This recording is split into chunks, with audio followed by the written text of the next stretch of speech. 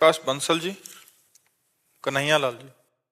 अरे अरे अरे महाराज जी, कभी कभी इतने सारे ऐसे प्रश्न आते हैं कि जो नहीं करने चाहिए, बट इसको हम इसलिए कर रहे हैं कि आपका इसमें क्या हुआ है। महाराज जी एक कह रहे हैं कि मेरा मकान कब बनेगा महाराज जी, और दूसरे कह रहे हैं कि बिटिया की शादी के लिए मार्गदर्शन करें। दोनों प्रश्नों के उत्तर हम नहीं दे सकते, क्योंकि हम सिर्फ यहाँ अध्यात्म का उत्तर देते हैं। तुम्हारे लड़का कब होगा, तुम्हारी शादी कब होगी, तुम्हारी बिटिया की शादी कब होगी, मकान कब बनेगा, ये किसी ज्योतिषाचार्य से पूछो तो बता सकता है, तुम्हारी कुंडली देख करके। हम तो बस इतना ही जानते हैं, भगवान का नाम लो और भगवान को प्राप्त हो जाओ। अब हम कैसे बताओ तुम्हारी बिटिया की शादी का? जनक जी को नहीं पता था तो हमें कैसे पता हो जाएगा? वो भी रो पड़े जब जब राम जी सभा में बैठे हैं और कोई राजा धनुष नहीं उठा पाया तो रो पड़े कि अगर हम ऐसा जानते कि अजगौ का खंडन करने वाला कोई वीर ही पैदा नहीं हुआ भूमि में तो मैं ऐसा प्रण ही ना लेता। तो लखन लाल जी ने फिर एकदम उतर कर आवेश दिखाया कि जहां रघुनाथ जी बैठे वहां पैसे कैसे बोल सकते हैं। तो जनक जी भी रुदन के, तो आप भी रो, राम जी से प्रार्थना करो कि बिटिया के ब्याह के लिए। और रही घर की बात, वो तो तुम्हें देखना पड़ेगा। हमारे पास ते राम कृष्ण हरि गाओ मंगलमय जीवन, और अध्यात्म में जो चल रहे हो उसकी जो समस्या है, वो जो हम गुरु प्रताप से चले हैं उसका निवारण की बात हो जाती है। और ये सब ले आता ऐसा है ले, तो इसलिए यूट्यूब पर तो देखते रहे महाराज जी, आज भगवान की कृपा से आपको दर्शन देने आए हो आप कृपा करके। जो प्रभु मोहि अनुग्रह कीन्हा तो तुम आए दरस हठ दीन्हा। अपनी तरफ से कृपा करने गुरुजन महापुरुष जन आते हैं। महाराज जी मानो प्रतीक्षा ही कर रहे हो। हम लोग राधा वल्लभ जी को प्रणाम करके आए। पूज्य महाराज जी का हुआ कि अगर मिल जाए सौभाग्य तो हमने कहा निवेदन करते हैं राधा वल्लभ जी की आरती इत्यादि प्रणाम करके, और फिर उसके बाद बहुत कृपा, ये हमारे ऊपर प्रभु की कृपा है। जैसे जो महत जन है वो जा करके सब संत समागम करते हैं। हम अधम जीव रोगी शरीर कहीं जा नहीं सकते, तो सब महापुरुष कृपा करके आते हैं और दर्शन दे देते हैं, निहाल कर देते हैं। हम अपने प्रभु की कृपा मानते हैं। प्रभु के जनों का सानिध्य, दर्शन, संभाषण केवल भगवत कृपा से होता है, केवल भगवत कृपा से, केवल भगवत कृपा। इसमें कोई अपना सुकृत काम नहीं करता है, इसमें भगवत कृपा काम करती है। तो बहुत हमें जब संत दर्शन होते हैं ना, तो ऐसा लगता है प्रभु हमें प्यार कर रहे हैं, प्रभु हमें दुलार कर रहे हैं, क्योंकि संतों का सानिध्य केवल कृपा से प्राप्त होता है। नहीं तो संत निस्वार्थ और भगवत स्वरूप में रमण करने वाले वो काहे किसी के पास जाएंगे? वो तो केवल भगवत प्रेरित जाएंगे, और कोई उपाय, वो जब कृपा करना होता है तब वो जाते हैं, कृपा करना होता है तब जाते हैं। सरकार स्वामी अभिराम दास जी के परिकर हैं सरकार, वहाँ केदारनाथ में थोड़ी सेवा होती है जी बहुत। प्रिया जी सहारनपुर से। राधे राधे। राधे राधे महाराज जी। महाराज जी मेरा प्रश्न है कि मैं कभी कभी भगवान से बहुत ज्यादा अटैच हो जाती हूँ, और इतना हो जाती हूँ कि रात को सोते समय मैं ध्यान करती हूँ तो बहुत भावुक हो जाती हूँ। पूजा करते समय, ध्यान करते समय आंसू आते हैं। पर कभी कभी ऐसा होता है कि बहुत अलगपन महसूस होता है कि मैं पूजा जरूर करती हूँ बट वो एक तालमेल बैठता नहीं है। महाराज जी ऐसा क्यों होता है? 3 गुणों का हृदय में प्रभाव पड़ता रहता है। जब सत्वगुण आएगा तो खूब मन भगवान में लगेगा, जब रजोगुण आएगा तो भोगों का चिंतन होने लगेगा, जब तमोगुण आएगा तो प्रमाद स्थिति आ जाएगी। जो गुणातीत भगवान से जुड़ना है, गुणातीत स्थिति में, तीनों गुणों से अतीत भगवान का स्वरूप है। जो हम तीनों गुणों पर विजय प्राप्त कर लिए, हम कृष्ण कृष्ण हरि हरि राधा राधा इतना जप रहे हैं कि रजोगुण आया चला गया, उसका कोई प्रभाव नहीं पड़ा, तमोगुण आया उसका कोई प्रभाव नहीं पड़ा। नाम भगवान की कृपा से तीनों गुणों को समान भाव से हमने भजन करते हुए व्यतीत किया तो हम त्रिगुणातीत स्थिति को प्राप्त हो जाएंगे। ये नाम ही हमें त्रिगुणातीत स्थिति में।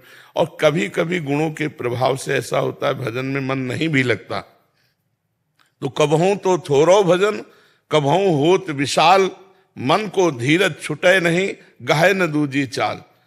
मन धैर्यवान बनाए रखे कि अगर भजन में नहीं लग रहा है तो भी हम भगवान की शरण में गाहे न दूजी चाल। कहीं हम मनोरंजन न करने लगे, कहीं प्रपंची पुरुषों का संग न करने लगे, कहीं साधन विरुद्ध आचरण न कर बैठे, ये हमें सावधानी रखनी। गाहे न दूजी चाल, कबहू तो थोरो भजन कबहू होत विशाल।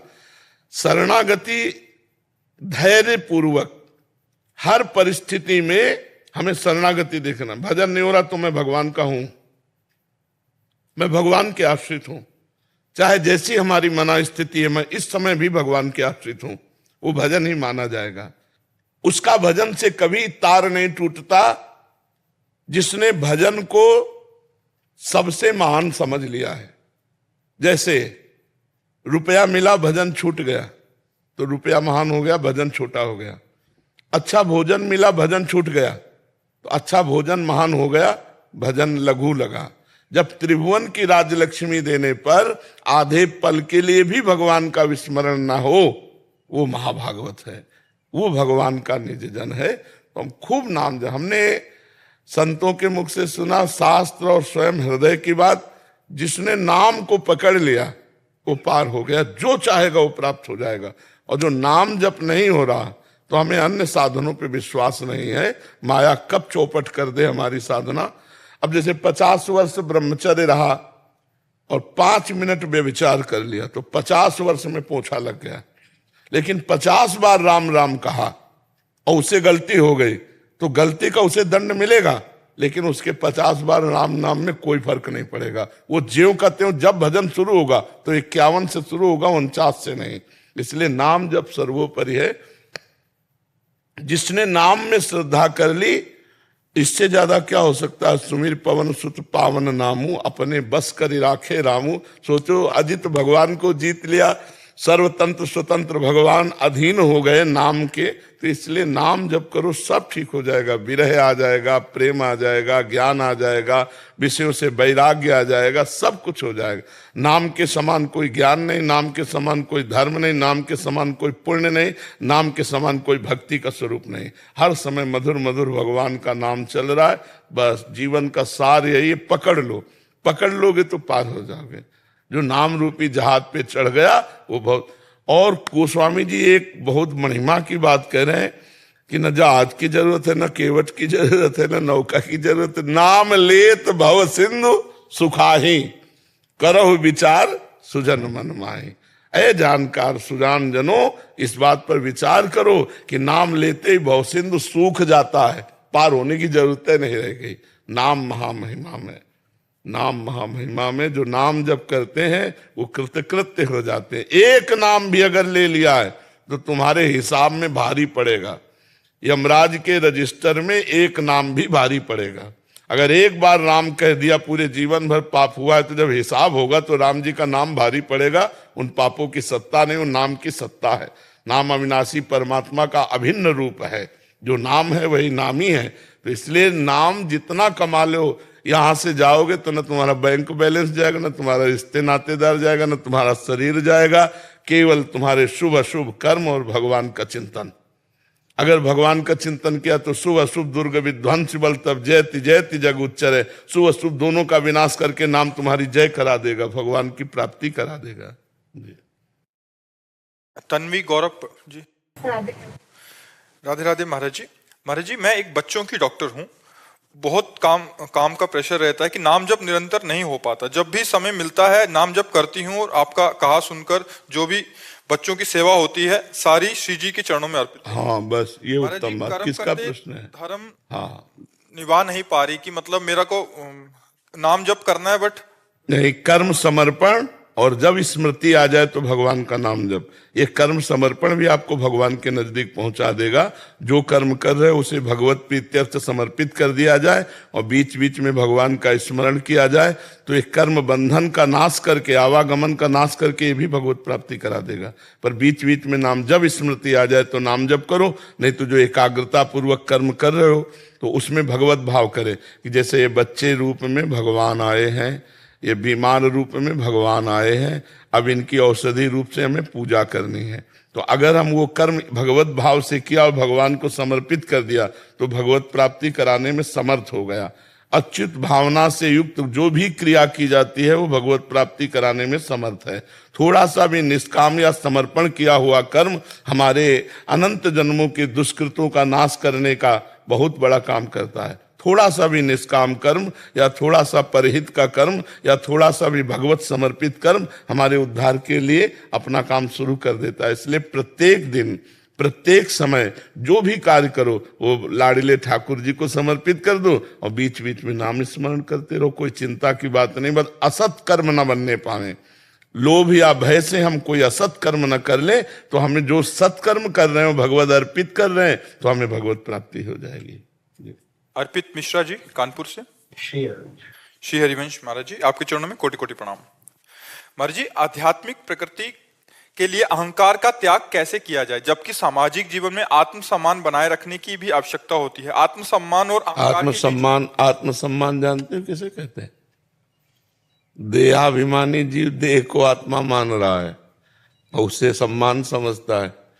आत्म अपमान कोई कर ही नहीं सकता, क्योंकि आत्मा के सिवा कोई है ही नहीं, एक ही आत्मा है। जैसे 1000 घड़ों में सूर्य 1000 दिखाई देते हैं तो 1000 सूर्य थोड़ी हो गए, सूर्य तो एक ही है। और डंडा मार करके 1000 घड़े फोड़ दिए तो क्या सूर्य पे डंडा लगा क्या? वो तो घड़े का। तो आत्मा का कभी अपमान हो ही नहीं सकता। वो सूर्य की तरह सब में प्रकाशमान है, उसी के प्रकाश से सब संचलित हो रहा है। आत्मा कहीं है थोड़ी, ऑपरेशन करके देख लो। आज तक कोई आपका अल्ट्रासाउंड, एक्सरा या कोई सीटी स्कैन आदि कहीं पकड़ पाया हो ना? अंतःकरण को पकड़ पाया तो फिर आत्मा से तो अंतःकरण प्रकाशित। मन पकड़ पाया क्या कि ये मन है, ये बुद्धि है, चित्त है, अहंकार है? हमारा देहाभिमान, जाति अभिमान, कुल अभिमान, विद्या अभिमान, ये मान प्रतिष्ठा, ये सब अविद्या जनित है। किसी भी तरह अहंकार करने की जरूरत नहीं है। जो सम्मान है वो कलयाति घोर गर्णम नीचा अपमानम शुद्धा। मान लो किसी ने आपको गाली दे दिया, आप मुस्कुरा के चल दिए, ये हुआ आपका आत्मज्ञान कि आप देहाभिमान रहित पुरुष हैं। दूसरे के द्वारा किए हुए अपकार, तिरस्कार, अपमान आदि को आप मुस्कुरा कर सह कर चल दिए। जो देहाभिमानी जीव होगा वो 2 गाली देगा, वो 4 गाली देगा। जो अध्यात्म मार्ग का पथिक है तो उसको सम्मानम कलयाति घोर गर्णम, सम्मान घोर विष है। नीचापमानम शुद्धा, नीच पुरुषों द्वारा किया गया अपमान अमृत के समान है, क्योंकि वो देहाभिमान का नाश करके अमृतत्व प्रदान करता है। यम ही न व्यथ्यन्ते ते पुरुषम पुरुषर्षभ सम दुखा सुखाधीरम स्व अमृतत्वाय कल्पते। जो मन, बुद्धि, चित्त, अहंकार को परमात्मा में स्थित रखता है वही धैर्यवान होता है। जिसकी जनेन्द्रिय और रसेंद्रिय कब्जे में है वही धैर्यवान है। ऐसा धैर्यवान पुरुष ही मान, अपमान, दुख, सुख, लाभ, हानि इनमें विचलित नहीं होता, इनकी व्यथा से व्यथित नहीं होता। और जो व्यथित नहीं होता, सुख दुख में समान भाव रखता है, वो अमृत पद का अधिकारी होता है।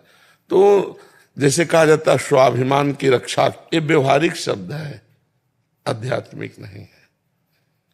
स्वाभिमान की तो अमृत, तो स्व आत्मस्वरूप, अहम जो मैं है वो ब्रह्म स्वरूप है।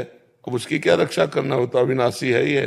नैनम छिन्दन्ति शस्त्राणि नैनम दहति पावका न चैनम क्लेदयन्त्यापो न शोषयति मारुता। उसका तो ना आग्नेयास्त्र, न वायवास्त्र, न वरुणास्त्र, ये कुछ कर नहीं सकते, तो वो तो सुरक्षित है ही है। बात आती है देहाभिमान की कि अब हमारे कोई देहाभिमान में तो फिर चोट लगती है अंतःकरण में। तो संसारी पुरुष है, व्यवहारिक पुरुष, आध्यात्मिक पुरुष तो नहीं है। आध्यात्मिक पुरुष मान अपमान से ऊपर उठने की चेष्टा करता है या ऊपर उठा हुआ होता है। और संसारी पुरुष इसी में तो जान की बाजी लगा देते हैं लोग। जितनी जेल भरी है ये सब अभिमान से भरी, विद्या का अहंकार, रूप का, कुल का, जाति का, धन का, विविध प्रकार का जो अहंकार है, इसी से सब जेल भरी हुई है। तो ये देहाभिमानी जीव की बात है।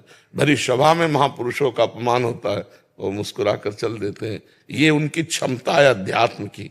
ये क्षमताहीन पुरुष होते हैं जो अपमान होने पर विचलित होकर के पुनः अपमान कर देते हैं अपमान करने वाले का।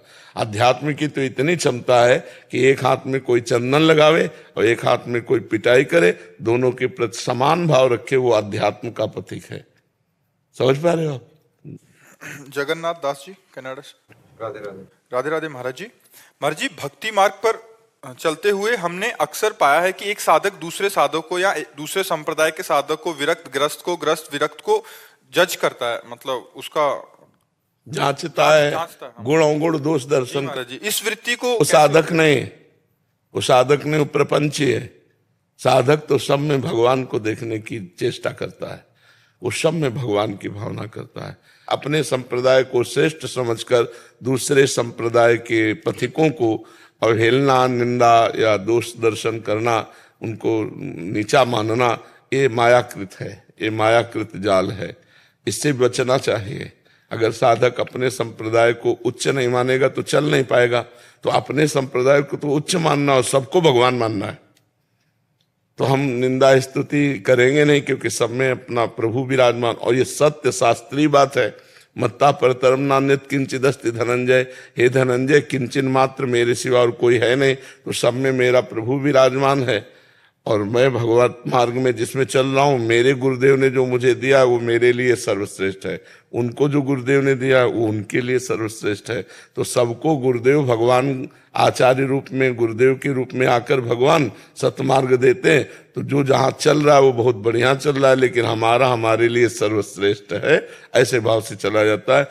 जो दूसरों का छिद्रान्वेषण करते रहते हैं, गुण दोष दर्शन करते रहते हैं, वो साधक नहीं होते, वो प्रपंची होते हैं, वो अविवेकी होते, अज्ञानी होते। सुनहु तात मायाकृत गुण और दोष अनेक, गुणया उभय न देखी देखी सो अविवेक। न किसी में गुण देखना है, न किसी में दोष देखना है। अगर गुण दोष देखता है तो अज्ञानी है, और परमात्मा भाव देखता है वो ज्ञानी है, जो सब में अपने भगवान को देखता है। फुर्सत नहीं है भजनानंदी को ये सब प्रपंच करने की, कि वो साधक कैसे चल रहा है, वो कौन से संप्रदाय का, कुछ मतलब नहीं। जो सामने आए सब मेरे भगवान हैं, चले गए खत्म, अपने भगवान में स्थित है, किसी से कोई मतलब नहीं। तो जो उनसे वार्ता करो, भगवान की चर्चा करो तो कर लेंगे, बोधयंता परस्परम, नहीं तो सब में भगवान है। तुम गाली दो तो तुम में भी भगवान है। जो क्रूर हैं, पापी हैं, दुष्ट हैं, नीच, उनमें भी वो भगवान का दर्शन करते हैं। ये क्रूरापि पापिनो न च सताम संभाष्य दृश्याश्चये सर्वान वस्तुतया निरीक्ष परम स्वाराध्य बुद्धिर्मम। साहब मेरे प्रभु है, यही सत्य बात है। तो फिर ये सब राग द्वेष वाली बातें अज्ञानी जनों में होती है। अजय जी, राधे राधे। राधे राधे महाराज जी। महाराज जी, अर्थ लोलुपता और काम वासना में कमी कैसे आए? भगवान की कृपा और नाम जप। नाम जप करने से जब हमारी बुद्धि पवित्र होती है तो असत रुपया पैसा की तरफ से फिर मन हटने लगता है। और सही पूछो तो जब हृदय में संतोष आता है तो फिर धन के प्रति लालसा कम हो जाती है। जब आवे संतोष धन, सब धन धूरि समान। और बिन संतोष न काम न साही, और अछत काम सुख सपने न है। जब तक संतोष नहीं तब तक धन की कामना शांत नहीं होती। कितना भी मिल जाए वो तो बढ़ता ही रहेगा, धन लोलुपता। तो जैसे